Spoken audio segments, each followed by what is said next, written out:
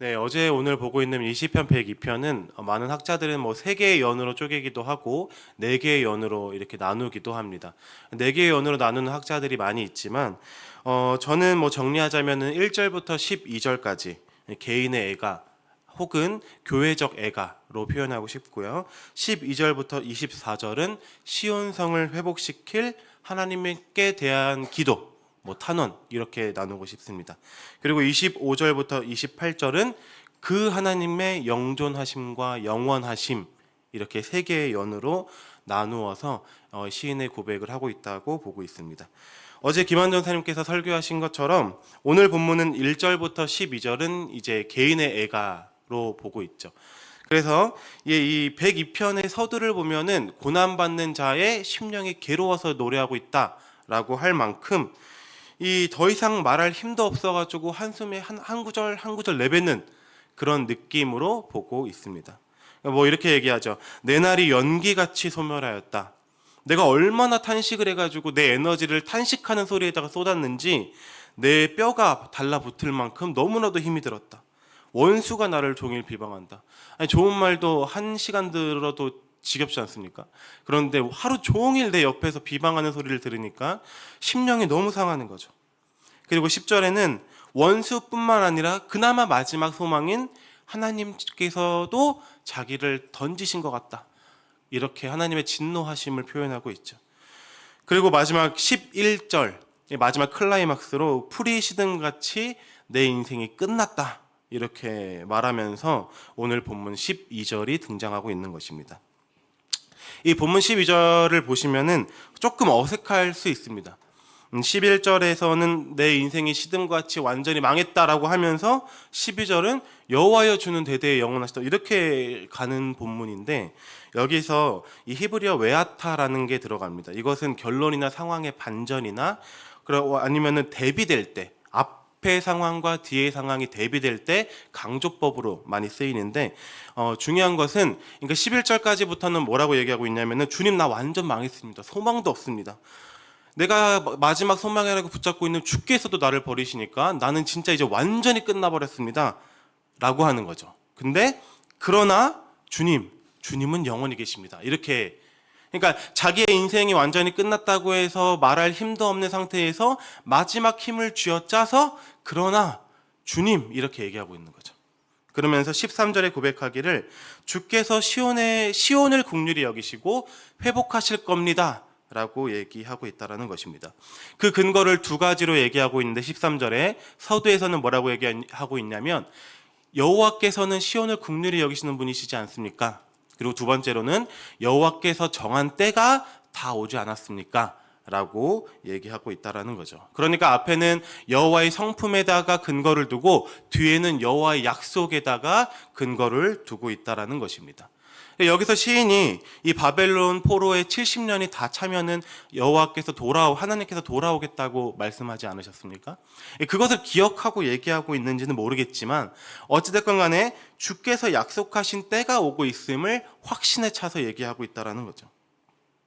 그래서 그때 이제 쭉 보면 그때가 이르면 14절에 주의 종들이 즐거워할 거고 뭐 문나라도 여호와를 경외할 거고 16절에 주께서 영광 중에 임하실 거고 뭐 갇힌 자와 죽이기로 작정한 자를 풀어 주실 거고 회복시키실 거고 이렇게 얘기하고 있다라는 것입니다. 그리고 24절에 주님 나를 중년에 데려가지 마옵소서라고 얘기하고 있는 것을 볼 수 있죠. 이것은 이제 막 시온의 성에 회복을 하고 있어서 내가 좀 더 살기를 원합니다. 지금은 나를 데려가지 않기를 원합니다. 라고 말하는 삶에 대한 애착이라기보다 이 시인의 고백은 주님 주께서 영광 중에 임하셔서 시온성을 회복하실 것을 내가 알고 있는데 나를 지금 데려가지 마셔서 내가 주의 영광을 목도하고 싶습니다. 보고 싶습니다. 이렇게 얘기하고 있다는 것입니다. 그만큼 시온성의 회복에 대한 확신에 차 있는 거죠. 그리고 25절부터 28절은 이것을 회복하실 하나님의 영원하심과 영존하심을 찬양하고 그를 따르고 믿는 자들의 회복에 대해서 말씀하면서 시인의 말을 마치는 것입니다. 오늘 우리가 이 시편 102편을 보면서 이 시인의 완전한 절망을 보고 있는 거죠. 이 원수들의 조롱과 근데 마지막 하나님께서도 진노하심으로 자기를 던진다고 표현할 만큼 아무 소망도 없다라는 것입니다. 그럼에도 불구하고 시인은 12절에 하나님께서 시온을 회복하실 것을 말씀하고 있다라는 것입니다.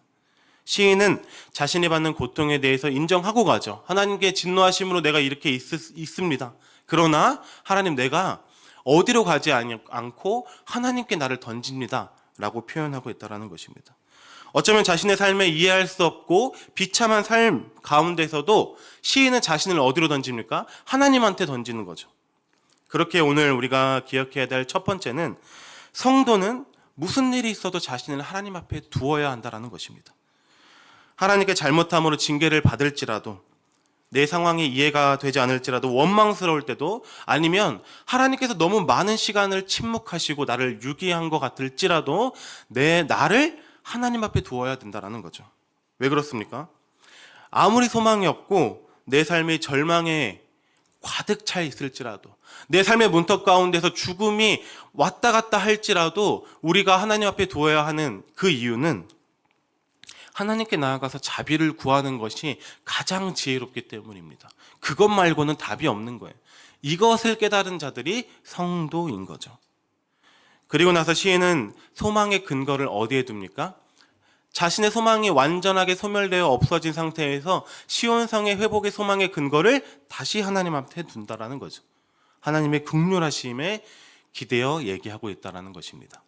그래서 많은 이제 성경을 보시면 많이 발견되겠지만, 이 모세가 하나님의 이름을 물어보지 않습니까? 여호와의 이름을 알려주십시오. 그랬더니 하나님께서 나는 여호와라 여호와라 노하기를 더디하며 자비로우며 이리 말씀을 하시는 그 본문을 가지고 많은 이 구약의 선지자들과 사람들이 그 본문을 가지고 옵니다. 바벨론 포로에 있을 때도 그렇고 시편에서도 그렇고 여호와여 주는 자비롭지 않습니까? 노하기를 더디하지 않습니까? 하면서 주께서 말씀하신 그 하나님의 이름을 계속 끌고 와요.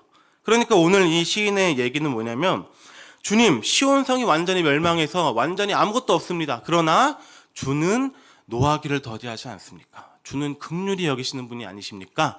라고 하시면서 하나님의 그 성품에 대해다가 탄원하는 거죠. 이것은 하나님에 대한 올바른 인식으로부터 시작할 수 있다는 것입니다. 우리가 도움을 청할 때 어디에 청합니까? 진짜 이 사람은 나를 절대 도와줄 것 같지 않은 사람한테 너무 긴박하면 도움을 청하긴 하겠지만, 웬만해서는 이 사람한테는 내가 얘기하면 그래도 도와줄 것 같은 분한테 더 연락을 드리지 않습니까? 마찬가지라는 거죠. 시인 역시도 하나님을 알고 있다라는 거죠. 내가 하나님 앞에 탄원하고 나를 하나님께 던지면 하나님이 나를 받아주실 것이다. 내가 설령 내가 어떤 잘못으로 인해서 하나님께 징계를 받을지라도 그분은 나를 받아주실 것이다 라는 믿음이 있다라는 거죠. 이렇듯 우리가 오늘 시편 102편을 통해 기억해야 할 것은 하나님을 향한 올바른 신뢰에 대한 인식입니다.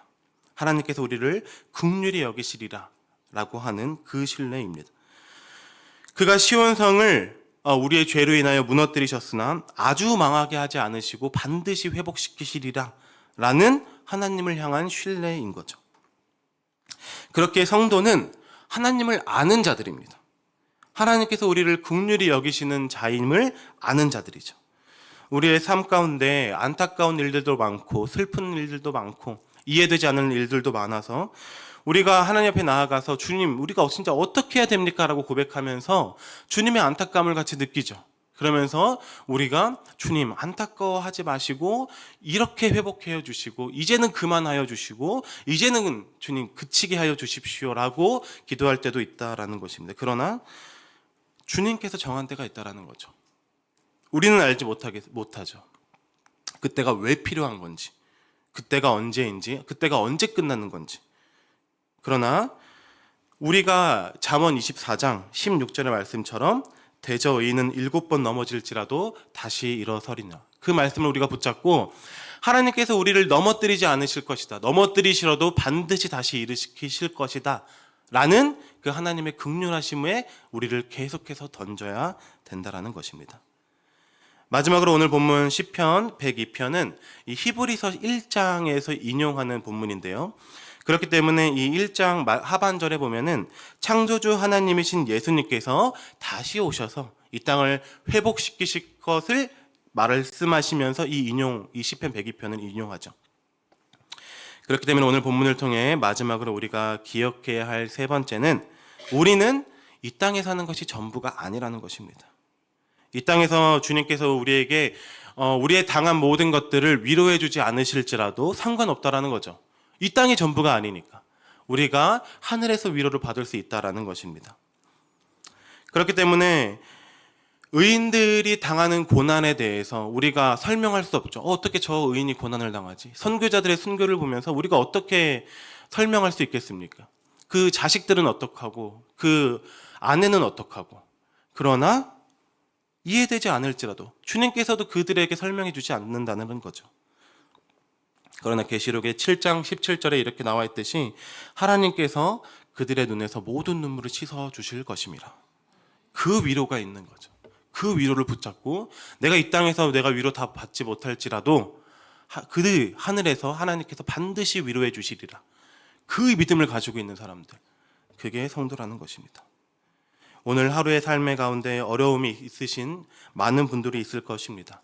답답한 가운데 계신 분들도 계실 거고 하나님께서 내 삶을 그저 유기하신 것처럼 보이시는 그런 삶을 살고 계신 분들도 있을 줄 믿습니다. 그러나 우리가 하나님께 엎드려야 된다는 것입니다.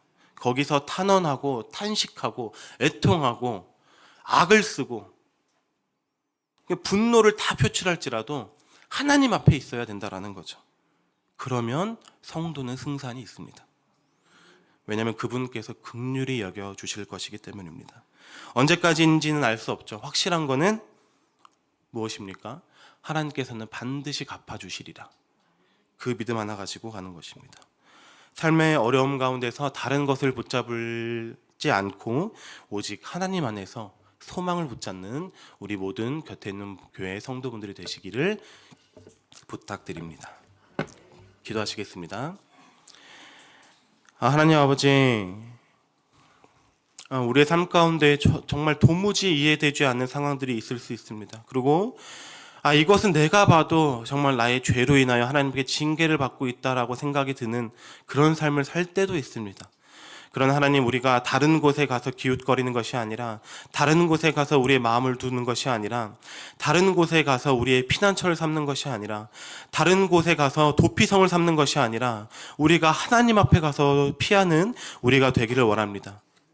거기서 우리가 아무 말을 할 수 없을지라도, 우리가 거기서 악을 쓸지라도, 그럼에도 불구하고 하나님 앞에 우리를 던진다면, 그렇다면 우리의 삶은 아직까지 소망이 있는 것인 줄을 믿습니다. 하나님께서 우리의 삶을 긍휼히 여기시고 우리를 긍휼히 여기실 줄 믿기 때문입니다.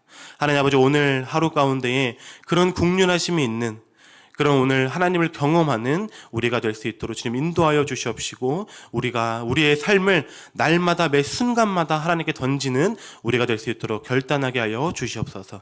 감사드리며 우리 주 예수 그리스도의 이름으로 기도드렸습니다. 아멘. 각자 가지고 오신 기도 하시면서 돌아가시면 되겠습니다.